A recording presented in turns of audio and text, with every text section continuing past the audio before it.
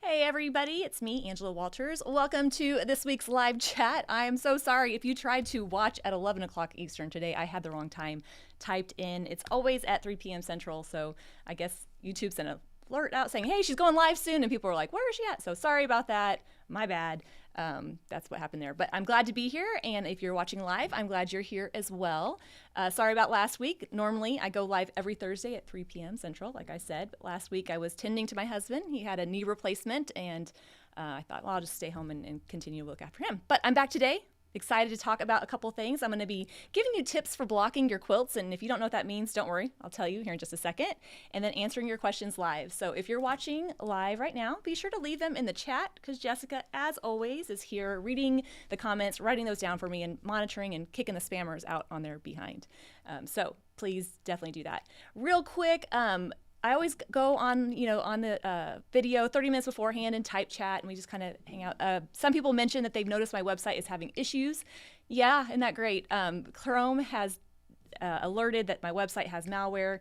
Chrome browser's the only one giving trouble, and we're working on it. So I have people looking at it, and it's just seems like forever, but it should be, fingers crossed, fixed at 2 a.m. tomorrow morning. So anyway, you can still access it through other browsers, or just hang on for a little bit, and it'll be back next week. So it's been an eventful couple of days here around quilting as my therapy. So I'm just glad to be back and talking about something fun, quilting related. So this was actually a request brought up in the type chat. Somebody had a question about blocking quilts, and basically what we're talking about is when you get finished with a quilt and it's not laying flat. Maybe it's wrinkled, like rumpled, it's stretched out, it's not laying the way you want it to lay, and you can actually manipulate it, and there's a way that you can block it to make it lay nice and flat and kind of use this technique to stretch your quilt into place. So the first thing I want to talk about is when you're dealing with fabric, we know that fabric can shift and it can stretch, and most times we can use that to our advantage. Sometimes it doesn't work to our advantage. But what we're going to do is we're going to use water and heat or pressure to take that quilt and manipulate it into the position we want it so that it can dry and stay nice and flat.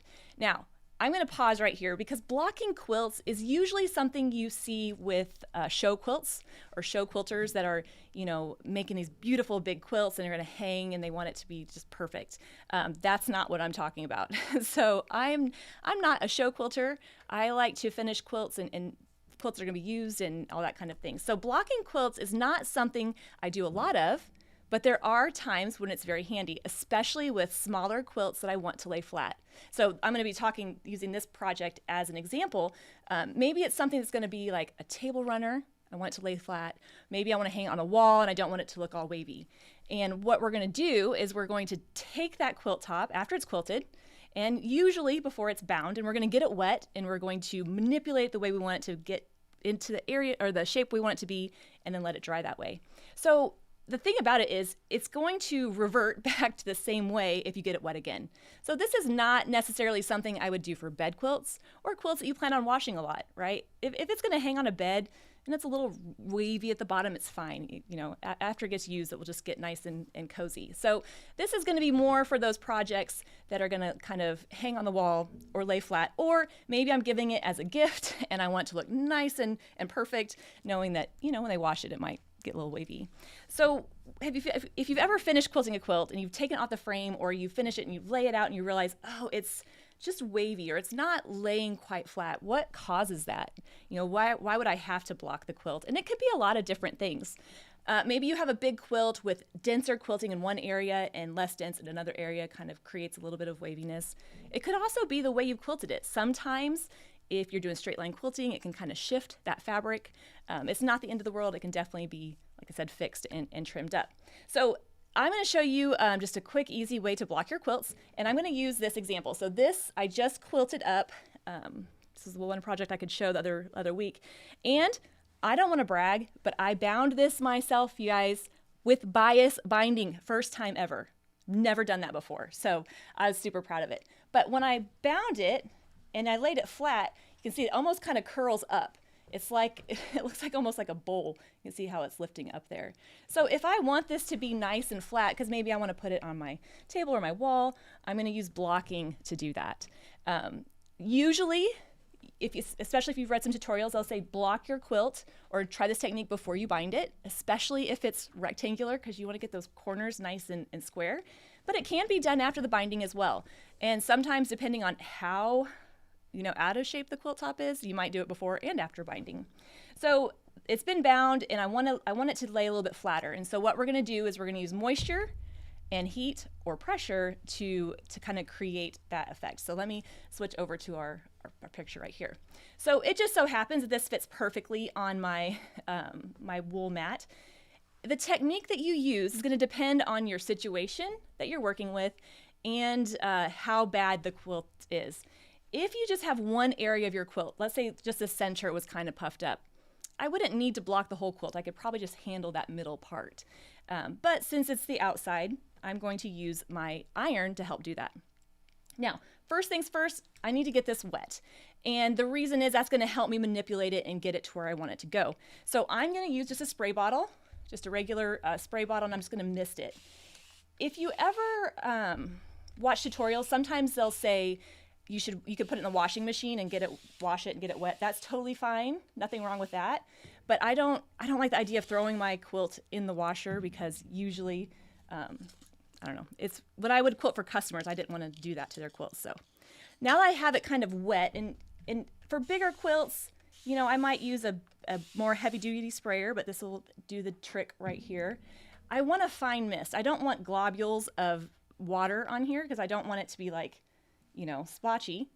And then I'm going to use my pins, just my regular straight pins, just to hold this down in place. Basically, I need to kind of coerce this little thing how I want it to lay. Now, if I'm working on something that doesn't have, like a wool mat, I could use pins in my carpet. If it's a bigger quilt and I'm putting it out, on a floor, I could use tape. Basically, I just need something to help hold this in place while we get it where we want it to go. And it kind of goes without saying, but I want to make sure that all my fabrics are color fast in here. If you have that red fabric, make sure you test it on a scrap to make sure it's not going to bleed, because that's never, ever a good thing. So once I have it wet, now my job is to kind of manipulate my quilt, manipulate my quilted piece, and get it where I want it to be so that it can dry in that way.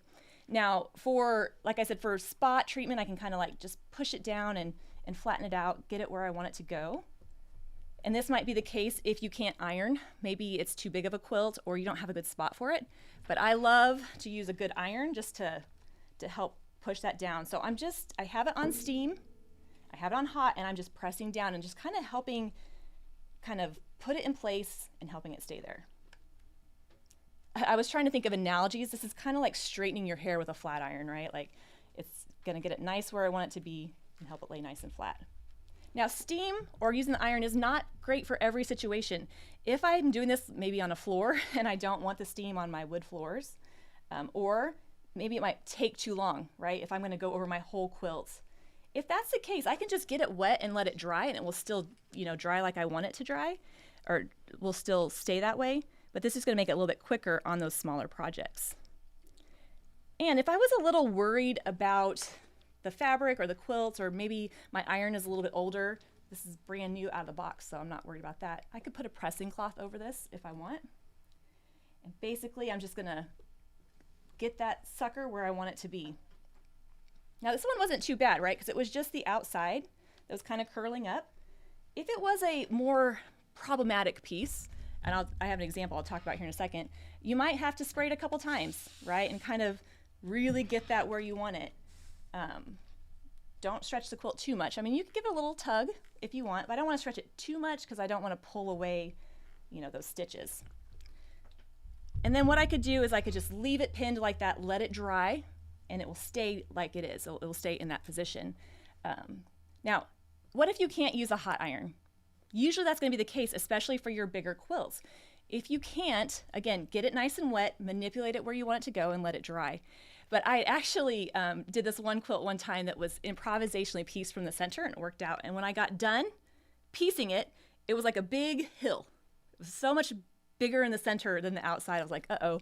And I thought maybe I could quilt it out, and I tried to quilt it and manipulate it during the quilting, but when I got done quilting it, it still did that. So I had to use this technique, but on a much bigger area. So I taped it down, sprayed it, but I couldn't iron it because it was on my wood floor. So instead, I used pressure to help keep it the way I want it to be. And I looked so hard to find the pictures from this because I took some pictures, but I don't have any. I couldn't find them. This is back from like 2013. So I put towels on top of the quilt, and I put boxes with stuff on top of the quilt to help give it that pressure to help keep it in the same spot. So you can do that as well. Again, this is not something I'm going to do for every single quilt, but it's definitely going to help for those quilts that I want to be nice and flat. Now, if you're trying this, go ahead and let it dry, let it settle. But what's nice about it, as you can tell already, it's nice and flat. It's definitely doing what I want it to do. So as you're working with that, you're going to be able to manipulate that. And again, depending on the quilt and the situation, you're going to handle it a little bit different. This particular example, the top was curling up, so I just needed to get that outside kind of down. But what do you do if the quilt is askew? Maybe it's not square like it needs to be. In that instance, you're going to have to do some manipulating around the outside and kind of really get it to where you want it to be. And it might take a little bit of time. So don't rush through that process. Just kind of use your measurements, measure, make sure that it's the same from top to bottom. Make sure the corners are square, and that will really help give you that nice flat quilt that you can then put your binding on. When I say don't rush through it, I mean like sometimes you have to really manipulate it, and you might have to do that a couple times depending on how it is. But the good news is usually it can be taken care of. Usually it can be manipulated and let it dry, and it will look beautiful, and it'll hang just like you want it to be. So this is an example here, just little English paper piecing, but thread painted quilts, especially when I have a lot of thread in one area, that will end up with a wavy type of quilt. So there's some situations where this is definitely helpful. But like I said, this is not something I'm going to worry about on those larger quilts because, I'm just going to put it on a bed or wrap it up and give it away. So I know that was a quick little illustration, but hopefully that kind of gives you a little bit of, oh, I can take that quilt and kind of maneuver it the way I want it to be. So any questions, Jessica? I know that was like super fast, but again, be careful that you don't have any, fabric that hasn't been tested for color fastness. I've done that before where I've had a quilt with maroon fabric, and when I sprayed it, it started to bleed, and that's so sad. So sad. What is my opinion on using isocord thread to quilt on a home machine? So when I talk about threads, especially to my new long arm owners, I usually say if it works, it works, right? If it doesn't, it doesn't. The best thing to use for machine quilting is a high quality thread, and isocord is a 40 weight poly thread. I think it's lovely. I know there's some quilters that love it and swear by it. I haven't used it personally, but as long as it's high quality and you don't have any issues, you're totally fine. If you think about the way we machine quilt, we're going in all different directions, and so that thread is going to take way more stress than it would even if we're piecing. So there are threads that you might be able to piece with that give you trouble for machine quilting. So you just have to kind of keep that in your mind.